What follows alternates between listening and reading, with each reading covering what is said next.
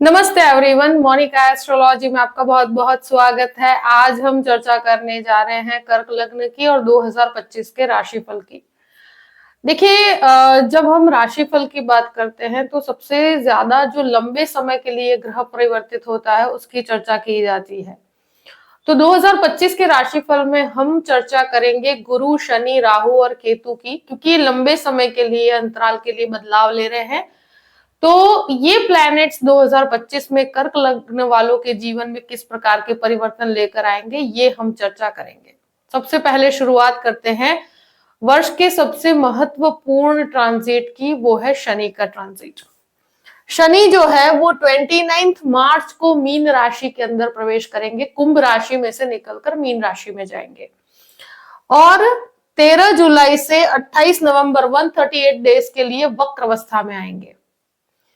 तो कर्क लग्न के लिए शनि आपका 7th लॉर्ड भी है और आपका अष्टम भाव का स्वामी भी है और अभी 8वें घर के अंदर ट्रांजिट कर रहा है। अब जाएगा वो आपके 9वें भाव में, भाग्य स्थान के अंदर, और 7th लॉर्ड बनकर जब वो 9th हाउस के अंदर जाएंगे तो ये एक तरह से सबसे पहली चीज, 9th हाउस क्या होता है, स्पिरिचुअल डेवलपमेंट होता है, आपका धर्म होता है, आपका आध्यात्मिक यात्राओं को इससे कनेक्ट कर सकते हैं आप। आपके भाग्य के लिए 9th हाउस देखा जाता है। और वैसे भी कोई भी प्लैनेट जब अष्टम में से बाहर निकलेगा, मीन राशि के अंदर आएगा, तो ये शनि है। तो आपके लिए मुझे लगता है कि ये एक बहुत ही पॉजिटिव साइन रहेगा, क्योंकि 7th लॉर्ड बनकर भाग्य स्थान में होना शनि का, वो भाग्य के अंदर बढ़ोतरी करता है, साथ साथ में अष्टमेश होकर भी ये 9th हाउस में आ रहे हैं। तो सबसे पहली चीज, शुरू के 3 महीने ये आपके 8th हाउस में ही रहेंगे स्वग्रही प्लेनेट होकर, मगर अष्टम में से जब ये 9th हाउस के अंदर आएंगे तो सबसे पहली चीज आध्यात्मिक डेवलपमेंट बहुत अच्छा है। दूसरी चीज, जैसे ही ये ट्रांजिट करता है, यहां पर ऑलरेडी राहु का ट्रांजिट रहेगा, तो 2 महीने के लिए ये जो शनि, मतलब 1.5 से 2 महीने का एक ट्रांजिट है कि जहां पर शनि राहु का कॉम्बिनेशन बन रहा है। तो इस समय के अंदर मैं कह सकती हूं कि थोड़ा सा आपको बिजनेस के अंदर कोई बड़े डिसीजंस लेने में थोड़ा संयम बना के रखना होगा, और उस समय के अंदर अगर कोई भी रिलेशनशिप को लेकर आगे बढ़ते हैं तो उस समय के अंदर आपके रिलेशनशिप में आपको थोड़ा सा धीमी गति से आगे बढ़ना है, जल्दबाजी नहीं करनी है, क्योंकि ये 7th लॉर्ड भी है। तो मैरिज के अंदर भी, कहीं पर भी ऑलरेडी मैरिड लोग हैं, उनके लाइफ में भी थोड़ी सी दुविधा आती है। तो भाग्य के सपोर्ट के अंदर थोड़ी सी कमी रहेगी 2 महीने के लिए, यानी कि अप्रैल और मई महीना जो है वो थोड़ा सा आपके लिए कॉम्प्लिकेटेड रहेगा, क्योंकि शनि का एकदम से ट्रांजिट हो रहा है, राहु के साथ हो रहा है। इस समय के दौरान सबसे पहली चीज कि शनि 9वें भाव में आने पर यहाँ पिता के स्वास्थ्य का सबसे ज्यादा ध्यान रखना होगा। फादर की हेल्थ का, फादर के साथ आपके संबंधों का आपको ध्यान रखना होगा, वहां पर आपको थोड़ी सी प्रॉब्लम्स आ सकती है। मगर कोई लंबे समय के कोई भी आप मास्टर लेवल के कोर्स करना चाहते हैं, लीगल यानी कि लॉ के अंदर आप कहीं पर मास्टरी करना चाहते हैं, कोई हायर एजुकेशन की तरफ जाना चाहते हैं, तो ये शनि आपके लिए फायदे कारक है। यहां से शनि की दृष्टि आपके 11वें स्थान पे पड़ेगी, आपके तृतीय स्थान पे भी पड़ेगी और आपके 6ठे घर पे भी पड़ेगी।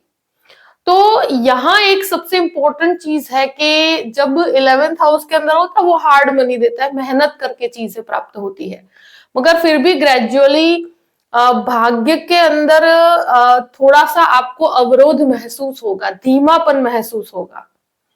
जो पैसे समय से नहीं आ रहे थे वहां पर थोड़ा स्लो डाउन चीजें होती है, चीजें स्लो होकर आती है, मेहनत का फल भी स्लोली प्राप्त होता है।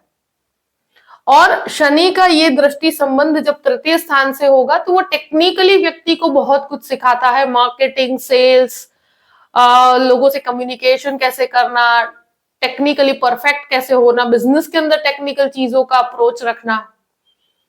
और ट्रैवलिंग से बहुत लाभ होता है, और ट्रैवलिंग हर प्रकार की होती है जिसमें आपको आध्यात्मिक यात्राओं का भी यहाँ पर इंटरेस्ट आपको बढ़ता चला जाएगा। साथ साथ में आपके काम के अंदर आप बहुत ज्यादा ट्रैवल करेंगे और उससे आपको काफी लाभ भी होगा। शनि की एक दृष्टि छठे घर के अंदर पड़ेगी तो 6th हाउस जो होता है लंबे समय के लोन को डिनोट करता है। तो होम लोन है या इस प्रकार की प्रक्रिया करना चाहते हैं, जो भी लोन लेंगे कैलकुलेटिव रिस्क के साथ लीजिएगा, क्योंकि ये लोन लंबे समय के लिए चलेगा। उसको पे ऑफ करने में भी थोड़ी सी समस्याएं आती है, धीमापन रहता है। यहाँ फैमिली से कोई भी प्रकार का हेल्थ इशू, फैमिली के अंदर कोई हेल्थ इशू, अगर आपकी हेल्थ की बात कही जाए तो कोलेस्ट्रॉल से संबंधित समस्याएं, या एक तरह से कह सकते हो कि बोन से रिलेटेड इश्यूज, ये सब आपको परेशान कर सकते हैं। तो या इससे रिलेटेड अगर कोई प्रॉब्लम्स है तो उसको लाइटली नहीं लेना है। और फैमिली के अंदर भी एज ए रिस्पॉन्सिबिलिटीज भी आपको कुछ ऐसे खर्चे उठाने पड़ सकते हैं, तो कैलकुलेटिव रिस्क के साथ आप आगे बढ़ सकते हैं। मगर स्वास्थ्य का आपको खुद का भी ध्यान रखना होगा, क्योंकि छठे घर पर शनि की दृष्टि है, तो केयरलेस नहीं होना है। यहां शनि की वक्री अवस्था में सबसे ज्यादा फादर की हेल्थ का आपको ध्यान रखना है। फादर के बिजनेस में है तो उनके संबंधों के साथ आपको बहुत ही ज्यादा शांत रहकर आप व्यवहार रखिएगा, तो आपको एक पीसफुल रहना है, यहां पर विरोध नहीं करना। दूसरी चीज, शनि के बाद जो ट्रांजिट होगा, जो गुरु का ट्रांजिट होगा, देखिए गुरु इस साल 3 ट्रांजिट कर रहे हैं और गुरु आपके कुंडली के अंदर, यानी कि जो कर्क लग्न वाले हैं उनके लिए छठे घर का भी स्वामी है और आपके नवम भाव का भी स्वामी है। और गुरु शुरू के 4.5 महीने के लिए जो इनिशियल पार्ट पर गुरु यहां पर आपके लाभ स्थान से निकल रहे हैं। और जब गुरु का ट्रांजिट होगा तो गुरु 18 अक्टूबर से 5 दिसंबर तक कर्क राशि में रहेंगे, उससे पहले वो आपके मिथुन राशि में रहेंगे। यानी कि ट्रांजिट जो 14 मई को हो रहा है वो हो रहा है मिथुन राशि में 12वें घर में। फिर 18 अक्टूबर से 5 दिसंबर गुरु रहेंगे कर्क राशि में। गुरु 3 परिवर्तन कर रहे हैं, सबसे पहले वृषभ राशि में, फिर मिथुन राशि में और फिर कर्क राशि में। कर्क राशि में सिर्फ 2 महीने का ट्रांजिट है। यहां पर गुरु अतिचारी है, यानी कि बहुत ज्यादा परिवर्तन ले रहे हैं। 3 ग्रहों को मतलब 3 घरों को प्रभावित करेंगे। और सबसे बड़ी इंपॉर्टेंट चीज है कि इनिशियल जो 4.5 महीने का समय है, यहां पर गुरु का एक ट्रांजिट जो है मुझे लगता है लाभ स्थान के अंदर है और 6th लॉर्ड बनकर है, भाग्य का स्वामी बनकर आपको लाभ स्थान, तो फाइनेंशियल गेन के लिए ये गुरु बहुत अच्छा है। और यहां पर मुझे लगता है जो शुरू के 4.5 महीने का समय है, फाइनेंशियली आपको बहुत मजबूत बनाने का समय है। आपका फ्लो ऑफ इनकम जो भी काम कर रहे हैं उसमें आपको रिजल्ट्स बहुत ही पॉजिटिव मिलेंगे। यहाँ एक कह सकते हैं कि कॉन्टैक्ट से बहुत कुछ प्राप्त होगा। आपके जो कॉन्टैक्ट्स है, मार्केटिंग है, इन चीजों से आपको काफी अच्छे लाभ होंगे। अब गुरु जब यहां से प्रभावित करते हैं, आपके गुरु यहां से बैठकर आपके 3 घरों को देखते हैं, तृतीय स्थान को भी देखते हैं, पंचम भाव को भी देखते हैं, सप्तम भाव को भी देखते हैं। एजुकेशन से संबंधित जो भी स्टूडेंट्स के लिए समय बहुत अच्छा है। यहां से बैठकर जुपिटर का जो भी दृष्टि संबंध है व्यक्ति को बहुत ज्यादा कार्य के प्रति प्रभावित करता है, बहुत ज्यादा इनोवेटिव बना देता है। तो फाइनेंशियल गेन के लिए गुरु बहुत ज्यादा फायदे कारक है। अब गुरु का ट्रांजिट होगा 14 मई को और गुरु आएंगे आपके 12th हाउस के अंदर। ये समय थोड़ा सा आपको संभलने का है, क्योंकि इस समय के दौरान आप देखेंगे कि यहाँ पर शनि रहेंगे और शनि मीन राशि के अंदर है और गुरु आएंगे, जो यहाँ के लॉर्ड है वो 12th हाउस के अंदर जाएंगे, इस राशि के जो 9th हाउस के लॉर्ड है। तो गुरु 12th हाउस के अंदर आने पर, क्योंकि ये आपके 6th लॉर्ड बनकर 12th हाउस में है, तो यहां सबसे बड़ी चीज है कि अगर फैमिली के अंदर किसी को हेल्थ इश्यूज की बात की जाए तो ये समय थोड़ा सा फैमिली के अंदर किसी को भी हेल्थ से रिलेटेड प्रॉब्लम हो सकती है 14 मई के बाद। तो ये समय सबसे बड़ी चीज, अगर कोई डिस्प्यूट चल रहा है या कोर्ट कचहरी से संबंधित कोई मैटर चल रहा है, प्रॉपर्टी केस चल रहा है, या अगर कोई भी प्रकार का डाइवोर्स केस भी चल रहा है, तो केस से संबंधित समस्या यहाँ पर आपको खड़ी होगी। और मुझे लगता है कि ये आपके लिए थोड़ा सा संभलने का समय रहेगा गुरु मिथुन राशि में आने पर। मुझे लगता है कि खर्च बहुत ज्यादा होगा, लीगल मैटर में भी हो सकता है, हॉस्पिटल्स के पीछे भी हो सकता है, या फिर आप कहीं पर भी अपने बच्चों को पढ़ने के लिए बाहर भेजते हैं तो उनकी फीस के पीछे भी हो सकता है। तो अपने खर्चों को बहुत ज्यादा नियंत्रित करके रखना होगा, क्योंकि 12वें घर का ये गुरु का ट्रांजिट आपके लिए खर्चों को बढ़ाने का कार्य करेगा। और यहाँ ठीक है, आपको यहां से बैठकर जब जुपिटर का दृष्टि संबंध पड़ेगा तो आपको कुछ लाभ भी मिलेंगे, क्योंकि अगर कोई मैटर झगड़ा वगैरह है, आपका प्रॉपर्टी से संबंधित कोई विवाद है, तो ये रिजॉल्व करने में आपको मदद करेंगे, मगर खर्च बहुत ज्यादा है। विदेश संबंधित, एजुकेशन से संबंधित खर्च होंगे, तो हर तरह के खर्चों को आपको कैलकुलेट करके रखना है। यहां से गुरु का दृष्टि संबंध आपके 4th हाउस पे है, आपके 6th हाउस पे, आपके 8th हाउस पे है। लर्निंग्स का समय है, चीजों को सीखने का समय है। प्रॉपर्टी के विवादों को आप रिजॉल्व कर पाएंगे, मगर यहाँ विवाद होंगे, झगड़े होंगे, झगड़ों को शांति से ही रिजॉल्व करना होगा, तो आपको सॉल्यूशंस प्राप्त होंगे। जुपिटर का एक ट्रांजिट होगा 18 अक्टूबर से 5 दिसंबर। जैसे ही लग्न में गुरु आता है, ये मुझे लगता है कि काफी अच्छा समय रहेगा, जहां पर क्योंकि ये 6th लॉर्ड बनकर भी लग्न के अंदर है, उच्च के हैं, तो आपको सही मेडिकल ट्रीटमेंट प्राप्त होगी। सबसे बड़ी चीज, आपको कोई भी हेल्थ इश्यूज है तो आपको उसमें सॉल्यूशंस प्राप्त होंगे। लग्न के अंदर जो गुरु आते हैं, आपके भाग्य के स्वामी बनकर लग्न में बैठेंगे, तो भाग्य का सपोर्ट मिलेगा। यहां से जिनकी भी मैरिज नहीं हो पा रही थी, तो इस समय के अंदर मैरिज होना या मैरिज फाइनलाइज होने की प्रक्रिया रहेगी। स्पिरिचुअल डेवलपमेंट बहुत अच्छा है, जिसका भी प्रमोशन नहीं हो पा रहा था, तो मुझे लगता है 18 अक्टूबर से 5 नवंबर तक का समय, 5 दिसंबर तक का समय बहुत अच्छा है, जहां पर आपको कोई कार्य में काफी अच्छा सक्सेस मिलेगा। ये समय फिर बहुत शॉर्ट समय है, यानी कि 5 दिसंबर तक का ही समय है। उसके बाद वापस से गुरु 12th हाउस में आएंगे, वक्री होंगे। तो देखिएगा, ये एक शॉर्ट पीरियड है कि जहां पर आपको लाभ होगा, मगर 12वें घर का जो गुरु है वो तो फिर भी वहीं पर ही रहेगा 5 दिसंबर के बाद, और वो भी वक्र अवस्था में। तो आपको खर्चों पर, लीगल मैटर में, किसी भी प्रकार के कोर्ट केसेस के अंदर आपको संयम बना के रखना होगा, बहुत ध्यान रखना होगा। अपने व्यवहार के अंदर बहुत ज्यादा नॉर्मल रहकर ही चलिएगा। अगर घर के अंदर स्पेशली फादर की हेल्थ को लेकर आपको ध्यान रखना होगा, हेल्थ केयर करना होगा, और वहां पर आपके एक्सपेंसेस होंगे। अगर कोई डिस्प्यूट चल रहा है तो उससे कनेक्टेड आपको मानसिक परेशानी रहेगी। अपने खुद के स्वास्थ्य का भी आपको ध्यान रखना होगा, क्योंकि 6ठे घर का स्वामी 12th हाउस में है। आपके हेल्थ को लेकर आपको बिल्कुल भी लाइटली नहीं लेना है। फिर भी मैं कहूंगी कि जो 18 अक्टूबर से 5 दिसंबर का टाइम है, वो मैरिज के लिए या आपके जो रुके हुए कार्य के अंदर बढ़ोतरी और रिकॉग्निशन के लिए अच्छा समय है। आपको एक मजबूती देने वाला समय है, मगर इन चीजों को, अपने खर्चों के ऊपर तो आपको नियंत्रण रखना ही होगा। यहाँ विदेश के कार्यों में आपको सफलता मिलेगी। मास्टर्स करना चाहते हैं, विदेश जाकर पढ़ाई करना चाहते हैं, तो 14 मई के बाद आपको गुरु का पूर्ण रूप से सपोर्ट प्राप्त होता है। हायर एजुकेशन के लिए, भले ही एक तरह से कहा जाए कि मेडिकल में हो, लॉ डिपार्टमेंट में हो, कहीं पर भी आपको अगर मास्टर्स करना है तो ये समय आपके लिए फायदेकारक है। अब बात करते हैं राहु केतु के ट्रांजिट की। तो 18 मई को राहु केतु का ट्रांजिट हो रहा है।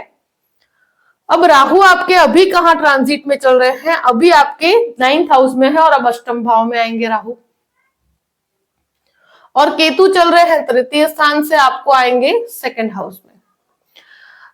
देखिए, ये ऐसी परिस्थिति है कि जहां पर राहु पहले का जो समय है उसमें भाग्य स्थान में है कुछ समय के लिए, और स्पेशली मार्च के बाद, 29 मार्च के बाद, यानी कि अप्रैल और मई का समय थोड़ा सा स्थिर बना के रहना है। कोई डिसीजन बहुत ज्यादा आपको कहीं पर भी मूवमेंट नहीं लेना है। मुझे लगता है ये समय थोड़ा सा कंफ्यूजन में रहोगे आप, कुछ फैमिली रिस्पॉन्सिबिलिटीज रहेगी, ये चीजें आपको परेशानी दे सकती है। भाग्य में थोड़ा सा आपको अवरोध महसूस होगा, जैसे कोई काम है रुक गया है, तो उस समय में आपको शांत बैठे रहना है।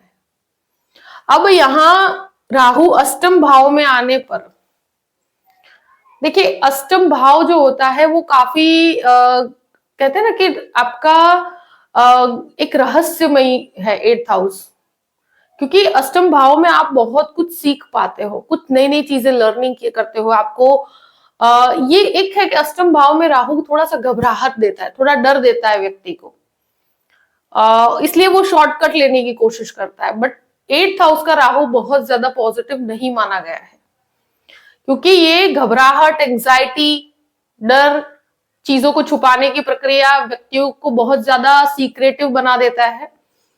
और यहां मैं कहती हूं कि कहीं पर भी कोई भी चीज है उसको किसी से आप शेयर कीजिए, अपने फैमिली में या कहीं पर भी जिसको आप मानते हैं, आपके गुरु मानते हैं, उनसे आप शेयर कीजिए।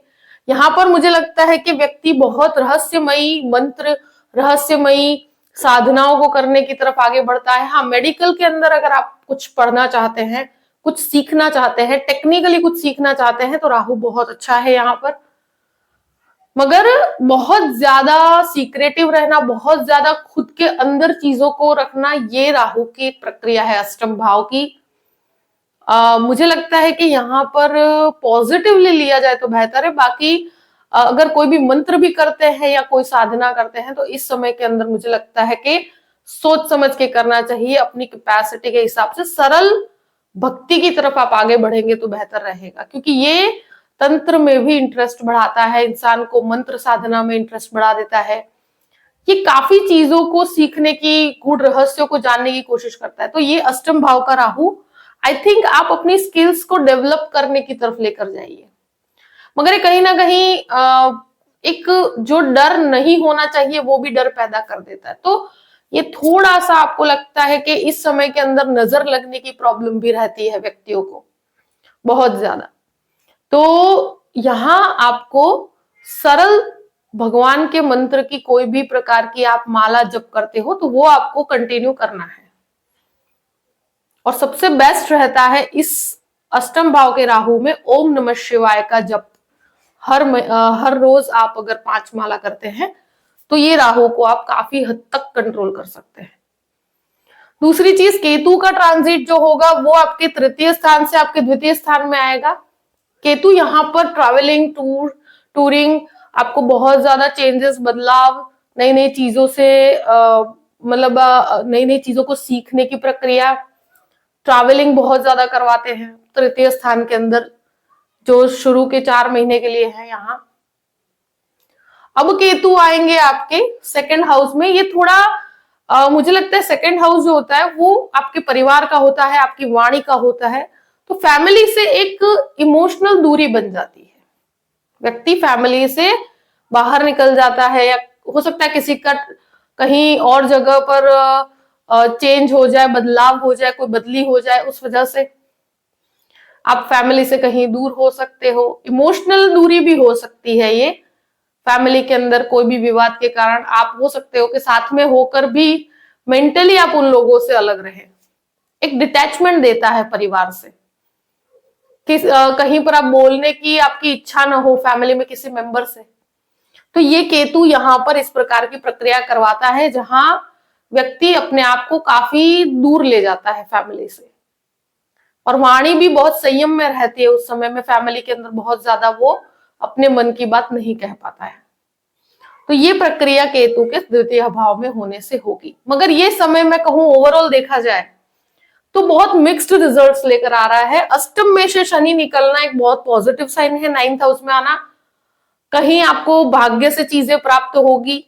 मगर ये समय गुरु भी 12th हाउस में है और राहु अष्टम में है, ध्यान रखने का जरूरत है। स्पेशली हेरिडिटी से प्रॉपर्टी का कोई विवाद है या फैमिली के अंदर कोई विवाद चल रहा है प्रॉपर्टी का, तो आपको ध्यान रखना है।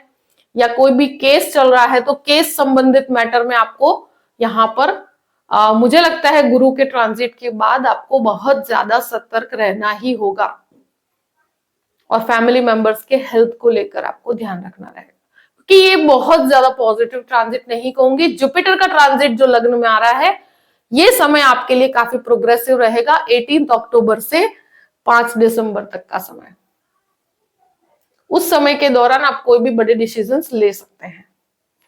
तो जो भी परिस्थिति है उसको ध्यान में रखते हुए अपने पूरे ही वर्ष को प्लान कीजिएगा, और अगर वीडियो पसंद आता है तो लाइक भी कीजिएगा और सब्सक्राइब भी कीजिएगा। Thank you so much. जय श्री कृष्ण।